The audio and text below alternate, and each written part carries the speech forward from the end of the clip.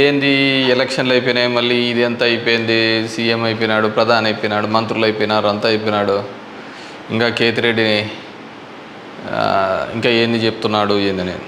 సరే, the beauty of democracy, ప్రజాస్వామ్యం వర్ధిల్లాలని పెద్ద పెద్ద స్టేట్మెంట్లు ఇస్తూ ఉంటాం, అతిపెద్ద డెమోక్రటిక్ నేషన్ అని చెప్తూ ఉంటాం.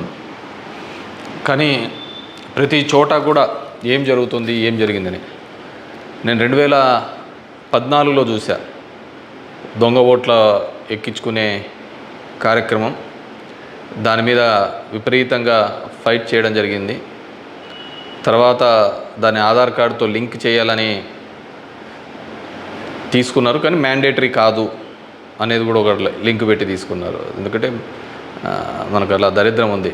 గ్యాస్ సిలిండర్లు కావాలన్నా ఆధార్ కార్డుకి లింకు కావాలా, లేకుంటే ప్రతిదానికి ఆధార్ కార్డుతో ఉండాలి అని చెప్తారు. కానీ ప్రజాస్వామ్యాన్ని నిలబెట్టేది మాత్రం ఆధార్ కార్డుతో మ్యాండేటరీ కాదు అని చెప్పి ఇచ్చినారు. మరి మిగతా దానికందరికీ మ్యాండేటరీ ఎందుకైందో, దీనికి ఎందుకు ఖచ్చితంగా ఇవ్వాలి అనేది మాత్రం మరి ఆదేశించలేకపోయినాయి. సరే, వాటి మీద, దొంగ ఓట్ల మీద అదేవిధంగానే ఇప్పటికీ కూడా ప్రతి నియోజకవర్గంలో 10 నుంచి 20,000 30,000 వరకు దొంగ ఓట్లతోనే ప్రజాస్వామ్యం గెలుపోవటంను డిసైడ్ చేసే పరిస్థితులు ఉన్నాయి. కానీ నన్ను ఎట్లాగో ఎలక్షన్స్ అయిపోయినాయి, ఓడిపోవడం జరిగింది. కానీ రాజకీయాల్లో ఉన్నాం కాబట్టి దీనికి సంబంధించి ఏ విధంగా ప్రతి ఒక్కటి చోట కూడా ఈవీఎంస్ అనేది ఇప్పుడు పెద్ద క్వశ్చన్ మార్క్. ఏం జరుగుతుంది, ఏ విధంగా అని చెప్పేసి డే 1 ఈ ఎలక్షన్ ప్రాసెస్ అంతా కూడా మనం చూస్తే తప్ప, ఎలక్షన్ ప్రాసెస్ చూస్తే కరెక్ట్ ఎలక్షన్స్కి ఒక వారం 10 రోజుల ముందు, నోటిఫికేషన్కి వారం 10 రోజుల ముందు అక్కడున్న ఎలక్షన్ కమిషన్ మెంబరు గోయల్ అనే అతను రిజైన్ చేస్తాడు. ఎందుకు రిజైన్ చేస్తాడో, ఏ దానికి చేస్తాడో తెలీదు. తర్వాత అంతకుముందు వరకు ఉన్న ఒక చట్టం, ఒక ఎలక్షన్ కమిషన్లో ఒక మెంబర్ని అపాయింట్ చేయాలనే దానికి ప్రధానమంత్రి, ప్రతిపక్ష నాయకుడు, చీఫ్ జస్టిస్ ఆఫ్ ఇండియా ఈ ముగ్గురు సమక్షంలో ఎన్నుకోవాల్సిన దాన్ని మళ్ళీ ఒక కొత్త చట్టం తీసుకొని వచ్చి ప్రతిపక్ష నాయకుడు, ప్రధానమంత్రి, క్యాబినెట్ సహచరుడు అని పెట్టి తీసుకొని వచ్చి ఒక కొత్త వ్యక్తిని తీసుకొని రావడం జరిగింది. అది మనం అందరం కూడా చూడడం జరిగింది. కానీ ఏం చేస్తారంటే బ్యూటీ ఆఫ్ డెమోక్రసీ, ఏ విధంగా కావాలంటే వాళ్ళ ఆ విధంగా చేయడం జరిగింది. ఈరోజు నేను కొన్ని ఉదాహరణలతో, నేను ఆంధ్రప్రదేశ్ దీని గురించి మాట్లాడితే మీరు ఇట్లా ఓడిపోయినారు కాబట్టి ఏమైనా చెప్తా అంటారు, ఏమైనా మాట్లాడుతూ అంటారు, ఏం అప్పుడు లేదా ఇప్పుడు లేదా అని కూడా మాట్లాడుతూ ఉంటారు. నేను ఇంతకుముందు కూడా చెప్పా, ఏ విధంగా కేవలం ఒకటి మాత్రమే ప్రశాంత్ కిషోర్ ఏ విధంగా చెప్తాడు, కేకే సర్వే అనే వాళ్ళు ఏ విధంగా చెప్తారు, లేకుంటే అశ్విని దత్ అనే అతను ఏ విధంగా చెప్తాడు 160 అని చెప్పేసి. ఎందుకంటే ప్రజల నాడి ఎవరికి దొరకలేదు, అందలేదు అనేది వాస్తవం. అలాంటప్పుడు వీళ్ళు ఏమాత్రం గ్రౌండ్ రిపోర్టు చేయని వీళ్ళకి ఏ విధంగా తెలుస్తుంది. వన్ థింగ్ ఏదైనప్పటికీ కూడా నేను కొన్ని పత్రికల్లో వచ్చిన ఆర్టికల్స్, అదేవిధంగా మిగతా దానిలోకి వచ్చిన ఆర్టికల్స్ని దృష్టిలో ఉంచుకొని మీ ముందు కొన్ని ఉదాహరణలు తీసుకొని రావదలుచుకున్నాను. ఇక్కడ చూసినామంటే తమిళనాడు రాష్ట్రంలో తిరువల్లూరు నియోజకవర్గంలో ఇది పార్లమెంట్ వైజ్గా నేను చెప్తున్నాను, టోటల్ 14,30,738 ఓట్లు పోల్ అయింటే, కానీ ఈవీఎం మాత్రం కౌంట్ చేసినప్పుడు 14,13,941 ఓట్లు 47 ఓట్లు చూపించాడు. అంటే 16,791 ఓట్లు కౌంటింగ్ చేసిన దానికంటే పోలైన ఓట్లు తక్కువగా ఉన్నాయి తిరువల్లూరు అనే విధంగా. అదేవిధంగా అస్సాంలో చూస్తే 10,760 ఓట్లు తగ్గినాయి. అంటే వీళ్ళు కౌంట్ చేసిన దానికి, వీళ్ళు ఈవీఎంలో ఇచ్చిన దానికి పోలింగ్ అయిన దానిలోకి చూస్తే, పోలింగ్ అయినది చూస్తే 12,40,306 అయితే ఈవీఎంలో కౌంట్ చేసిన దానిలకు 12,29,546 ఓట్లు ఉన్నాయి, 10,760. ఒడిస్సా ధెనకల్ అనే చోట 11,93,460 ఓట్లు ఈవీఎంలలో పోలయింటే ఈవీఎంలు కౌంట్ చేసినప్పుడు మాత్రం 11,84,33,000 9,427. అదేవిధంగా గుంటూరు మన ఆంధ్రప్రదేశ్లో చూస్తే 14,11,989 పోల్ అయింటే కౌంటింగ్ చేసినప్పుడు 14,04,061 ఓట్లు 7,928 ఓట్లు పోలైన దానికంటే ఈవీఎంలలో తక్కువగా కనపడడం జరిగింది. అదేవిధంగా ఎక్సెస్ వచ్చినాయి, అంటే పోలైన దానికంటే ఈవీఎంలలో ఎక్సెస్ రావడం జరిగింది. ఆ సంఖ్య చూస్తే అస్సాంలో కరీంగంజ్ అనే చోట చూస్తే 11,36,538 ఈవీఎంలలో పోలైంటే ఎంచే టైంకి 11,40,349 అంటే 3,011 ఓట్లు పెరిగినట్టు కనపడినాయి. అదేవిధంగా ఒంగోలులో చూస్తే ఈ 13,99,707కి కౌంట్ చేసినప్పుడు 14,11,174 ఓట్లు. అదేవిధంగా ఒడిశా దాంట్లో బలాస్పూర్, మధ్యప్రదేశ్లో మండ్లా, అదేవిధంగా బీహార్లో బుక్సర్, ఇవన్నీ చోట పోలైన ఓట్ల కంటే ఈవీఎంలలో పెరిగిన ఓట్లు ఇవి. అదేవిధంగా ఇక్కడ పోలైన ఓట్ల కంటే ఇక్కడ తగ్గిన ఓట్లు. ఇది ఓవరాల్గా కూడా చెక్ చేసుకుంటే వచ్చిన విషయం. రెండో దానికి చూస్తే టోటల్ ఈ విధంగా చూస్తే దేశవ్యాప్తంగా 140 నియోజకవర్గాల్లో ఈ విధమైన ఓటు డిఫరెన్సెస్ జరిగినట్టు మొత్తం దీనిలో ఫామ్ 17C దీనిలో చెక్ చేసిన చోట మనము చూడడం జరిగింది. పైకెత్మ అదేవిధంగా ఈ విధంగా 16,000 ఓట్ల నుంచి ఈ విధంగా చేయడం జరిగింది. మే 25 ఈసీ రిలీజ్ చేసిన దాని ప్రకారము ఒక్క నిమిషం, ఇవన్నీ కూడా చిన్నవి మాక్ ఓటింగ్లలో జరిగినవి ఇవన్నీ అని చెప్పేసి వాళ్ళు చెప్పడం జరిగింది. ఇంకా ఏమంటే ఫామ్ 20 ఇంకా ఇంతవరకు ఆన్లైన్లో కూడా అప్లోడ్ కాలే. మామూలుగా ఇవన్నీ ఆన్లైన్లో అప్లోడ్ కావాల్సిన విషయం. ఎందుకో అవన్నీ చెప్పచ్చు, లక్షల మెజార్టీలలో వస్తున్నప్పుడు ఈ 1000, 2000, 3000 ఎందుకు ఈ విధంగా అని చెప్పేసి నేను దాంట్లో కూడా కొన్ని ఉదాహరణలు చెప్తాను. దీనిలో సంబంధించి చూస్తే మొదటిది ముంబై నార్త్ వెస్ట్ మహారాష్ట్ర దానికి సంబంధించి మొత్తం ఈవీఎంలలో పోలైన ఓట్లు 9,51,580 ఓట్లు మొత్తం పోలైనాయి. కానీ ఈవీఎంలు లెక్కేసినప్పుడు దాంట్లో 9,51,582 ఓట్లు ఈవీఎంలో మాత్రం కౌంటెడ్గా కనిపినాయి. అంటే ఆడ లెక్క చేసిన దానికి దీనిలకు సంబంధించి తేడా కనపడడం జరిగింది. కానీ అక్కడ ఏం జరిగిందంటే శివసేన యూబీటీ అభ్యర్థి డిఫీటింగ్ అమోల్ గజనాన్ అనే అతన్ని 48 ఓట్లతో మాత్రమే అక్కడ ఓడించడం జరిగింది. అదేవిధంగా సెకండ్ కేసులో చూసినాము అంటే జైపూర్ రూరల్లో రాజస్థాన్లో 12,38,818 ఓట్లు ఈవీఎంల ద్వారా పోలైంటే కానీ ఈవీఎంలలో లెక్కించినప్పుడు మాత్రం అది 12,37,966 ఓట్లుగా మాత్రమే చేయడం జరిగింది. 852 ఓట్లు అక్కడ కౌంట్ కాలే. 852 ఓట్లు అక్కడ కౌంట్ కాలేదు.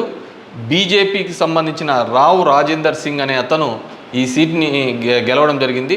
అతను గెలిచిన దానికి మార్జిన్ 1,615 ఓట్లు, 1,615 ఓట్లతో ఆయన గెలవడం జరిగింది. 1,600. కానీ అక్కడ వచ్చిన తేడా 852. ఇది ఇట్లా మారిపోయినా ఇది ఇట్లా గెలిచిందో అంటే ఆ లోయెస్ట్ మార్జిన్. ఎందుకని థర్డ్ కేసు చూస్తే కంకర్ ఇన్ ఛత్తీస్గఢ్ అక్కడ పోలైన ఓట్లు 12,61,103 ఈవీఎంల ద్వారా ఓట్లు పోలైంటే ఈవీఎంల ద్వారా మనకు ఫామ్ 17లో ఇచ్చినప్పుడు ఈవీఎంల ద్వారా ఉండేది. కానీ లెక్కేసినప్పుడు 12,60,153 ఓట్లు అక్కడ కౌంటెడ్ అని 950 ఓట్లు ఆడ కౌంట్ చేయలే, మిస్ అయినాయి. ఎట్లా మిస్ అయినాయో తెలియటంలే, ఎక్కడ కనపడటంలే. దాని ద్వారా బీజేపీకి సంబంధించిన భోరరాజ్ నాగ్ అనే ఇతను గెలవడం జరిగింది. 1884 ఓట్లతో గెలవడం జరిగింది ఇతను. Fourth case Farrukhabad in Uttar Pradesh. 10,32,244 EVM ఓట్లు పోల్డ్ అయితే, కానీ ఈవీఎంలలో చెక్ చేస్తే ఫామ్ 17 ఒక విధంగా ఉంది, దీనిలో చెక్ చేస్తే 10,31,740 ఈవీఎం ఓట్స్తో ఉన్నాయి. 460 ఓట్లు కౌంట్ చేయలేదు. ముఖేష్ రాజ్పుత్ అనే అతను గెలిచినది 2,678 ఓట్లతో. ఇటు గెలుపోవటంలో కంటే మార్జిన్ కంటే అసలు ఈ ఓట్లన్నీ ఎక్కడికి పోతున్నాయి, ఎక్కడికి మిస్ అయిపోతున్నాయి. అండ్ ఈ కేసులలో చూస్తే ఇవి అసలు వీవీప్యాట్లను కౌంట్ చేయాలని, అదేవిధంగా 100% ఇవన్నీ మాల్ ఫంక్షన్గా జరుగుతున్నాయని చెప్పినా కానీ మార్జినల్ ఎల్లరని, అదేవిధంగా సర్ప్లస్ ఓట్లు ఎందుకు వచ్చినాయనే విషయాన్ని ఇంతవరకు కూడా ఎలక్షన్ కమిషన్ చెప్పలేకపోయింది. అదేవిధంగా పార్లమెంట్ వైజ్గా ఎక్కడ తగ్గినాయి, ఏ విధంగా అని చెప్పేసి ఇంతవరకు ఒక స్టేట్మెంట్, ఒక రీజనబుల్ స్టేట్మెంట్ కూడా ఇవ్వలేకపోయింది. ఈవీఎంలలో ప్రతి దానిలోనూ కూడా ప్రతి పార్లమెంటుకు సంబంధించి ఈ విధంగా తక్కువ ఎక్కువ వచ్చినట్టు కూడా వాళ్ళు చూపించలేని పరిస్థితి. ఎందుకంటే ఇది గెలుపోవటంలో సంబంధించిన సమస్య కాదు. ఎలక్షన్ కమిషన్ ఇంకా ఫామ్ 20 అనేది అప్లోడ్ కాకపోవడం, ఎలక్షన్ కమిషన్ కేవలం ఒక 10 రోజుల ముందు ఎందుకు అతను రిజైన్ చేసినాడు, ఏ కారణాల వల్ల రిజైన్ చేసినాడు, ఎన్నుకునే పద్ధతిలో పాత పద్ధతిని తీసేసి కొత్త పద్ధతి ద్వారా ఎందుకు ఎన్నుకోవాల్సి వచ్చింది, ఎందుకు మిగతా వాళ్ళందరూ కూడా చాలా అర్లీగా ఇది 400 అని ప్రిడిక్ట్ చేస్తూ ఒక భావన చెప్పడం. మనం టీవీలలో కూడా చూసినామంటే ఆంధ్రప్రదేశ్లో 9:30-10 కల్లా కూడా అసలు కౌంటింగ్లో అనేది ఒక రీజనబుల్కి రానిదే 100, 150, 120 అని ప్రొజెక్ట్ చేసినారు. అసలుకు వైసీపీ సీట్లు 25 కంటే దాటి చూపిలా. అసలుకు మొదట అర్ధ గంటలోనే మొత్తం నియోజకవర్గం అంతా ఏ విధంగా చూపిస్తారు, మొత్తం రాష్ట్రం అంతా ఏ విధంగా రిప్రజెంట్ చేస్తారు.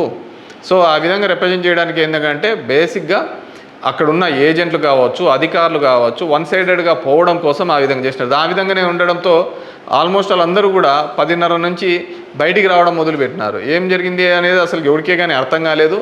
టీవీలలో చూసినాము అంటే అసలు 8:30 అంటే 9:30 కల్లా 100-150 సీట్ల లేక వచ్చేసినాయని ఎలివేషన్స్ అన్నీ ఇవ్వడం జరిగింది. సో ఏ విధంగా మీడియా ఎలక్షన్ కమిషన్ వెబ్సైట్లలో పెట్టలేదు, అక్కడ ఆ విధంగా ప్రాజెక్టు కాలేదు. కానీ వీళ్ళే మొదటే చేయడం వల్ల ఏంటంటే దానివల్ల ఏజెంట్లు అక్కడి నుంచి వెళ్ళిపోతారని చెప్పేసి, అదేవిధంగా ఉద్యోగస్తులందరూ కూడా వన్ సైడెడ్గా జరిగిపోతే ఏజెంట్లు అందరూ పోయినారంటే వీళ్ళు రాసుకునేదే రాత అయిపోతుంది కదా. సో ఆ విధంగా అబ్జల్యూట్ మెజార్టీస్ ఇదైతే అంటది. అదేవిధంగా సో ఇదంతా కూడా మనం నిజమైన ప్రజాస్వామ్యంలో దొంగ ఓట్ల మీద ఉన్నామా, లేకుంటే ఈవీఎంలో మిషనరీస్ మీద పనిచేస్తున్నామా, నాకు ఓడిపోయినానని నేను బాధతో కాదుగా చెప్తున్నానని కానీ అందుకే నేను ఆంధ్రప్రదేశ్ స్టేట్ గురించి ఎక్కడ చెప్పలే. దేశంలో జరిగినది వివిధ దీనిలలో చెప్పినది. ప్రశాంత్ భూషణ్ కూడా ఆయన సీనియర్ లాయర్గా కూడా ఆయన కూడా పోరాడుతున్న సందర్భం చూసాం. సో ఇది మనం మాట్లాడకపోతే, ఎందుకంటే మేము ఎక్కడైనా ఊర్లలో పోయినా కానీ, ఊరు నుంచి వచ్చినా కానీ, టౌన్లో కానీ మిగతా వాళ్ళన్నా మేము వేసామని చెప్తున్నారు. మరి వేసింటే ఓట్లు ఎక్కడికి పోయినాయి, ఎవరికి పోయినాయి? ఎక్కడి నుంచో వచ్చి 3,000తో గెలుస్తామని చెప్పేసి ధర్మవరంలో 2 నెలల నుంచి చెప్తున్నారు. ఏ విధంగా ఆ ఫిగర్ అచీవ్ అయ్యి 3 నెలల నుంచి చెప్తుంటారు? So it's a big question mark.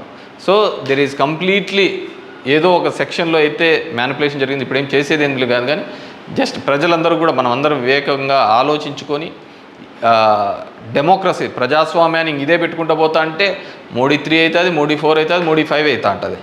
ఇంక జనం యొక్క ఓటుకు దాని విలువకు ఎటువంటి విలువ ఉండలేని పరిస్థితి మనం చూడగలుగుతాం. So these are all planned and స్క్రిప్టెడ్గా అంతా కూడా జరిగిందని పూర్తిగా నేను నమ్ముతున్నాను. పబ్లిక్ జనం కూడా అదే విధమైన ఆలోచనలతో ఉన్నాయని నమ్ముతున్నాను. వాట్ ఎవర్ మేబీ నాకు కూడా ఈ 5 ఏళ్ళు కూడా జనాలు మీరు ఇంకా తిరిగినే చాలు, చేసినే చాలు, ఇది చాలు అని చెప్పేసి ఒక బ్రేక్ ఇచ్చినట్టుగా ఉంది. కానీ బ్రేక్ ఇచ్చినా తప్ప నాకు రాజకీయాలు తప్ప వేరేది ఏమీ తెలియదు కాబట్టి డెఫినెట్గా నా గొంతును వినిపిస్తూనే ఉంటాను. అన్ని విధాలుగా కూడా ఎక్కడెక్కడ ఏ తప్పులు జరుగుతున్నా కానీ, అది నియోజకవర్గ వ్యాప్తంగా కావచ్చు, రాష్ట్ర వ్యాప్తంగా కావచ్చు, దేశవ్యాప్తంగా కావచ్చు, ఖచ్చితంగా ఇంకా ఇట్లా కాకుండా నేనేం వేరే వాళ్ళను బూతులు తిట్టేది ఇంకోటి అవసరం లే. జనాలకు ఎంతో కొంతమంది కన్నా సరే నాకు తెలిసిన విషయాన్ని షేర్ చేసుకోవాలనేది ఒక ఆలోచన విధానంగా అనుకున్నాను. డెఫినెట్గా ఐ విల్ కంటిన్యూ దట్. ఎందుకంటే చూస్తున్నాం అక్కడక్కడ జరిగినవి ఇవన్నీ కూడా. ఐ వాంట్ టు గివ్ ఎన్నుకున్న ప్రభుత్వానికి కూడా వాళ్ళకు కూడా మనం కూడా ఒక 6 months మనం కూడా టైం ఇవ్వాలి. వాళ్ళు ఏం చేస్తారు, వాళ్ళు ఇచ్చిన మాటను ఏం చేస్తారు, ఏ విధంగా కట్టుబడి ఉంటారు అనేది చూడాలి. ఎన్నెన్నో వాగ్దానాలు ధర్మవరానికి ఇచ్చినారు, రాష్ట్రానికి ఇచ్చినారు, చాలా వాగ్దానాలు ఇచ్చినారు. కాదు అవి ఎంతవరకు నెరవేరుస్తారు, లేదు కేవలం కక్ష సాధింపు చర్యలతోనే మిగిలిపోతారా, ఇవన్నిటినీ కూడా కాలమే సమాధానం చెప్తుంది.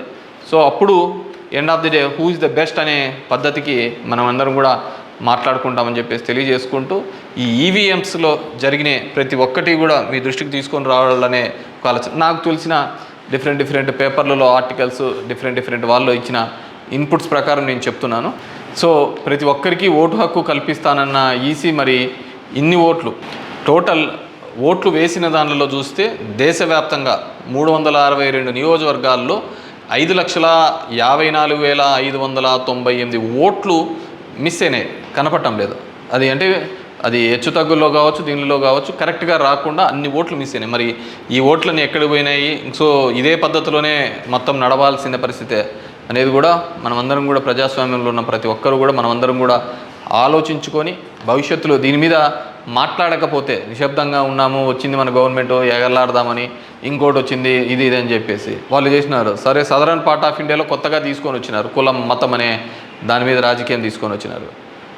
కానీ ఇవన్నిటినీ కూడా ఆలోచించాలి. డెమోక్రసీని మళ్ళీ మనమందరం కూడా నిలబెట్టాలి అంటే కూడా ఇవన్నిటినీ కూడా ప్రజలు ఆలోచించుకొని వారి గలం ఇప్పి వారందరూ కూడా వీటి మీద మాట్లాడాల్సిందిగా కోరుతున్నాను. Thank you.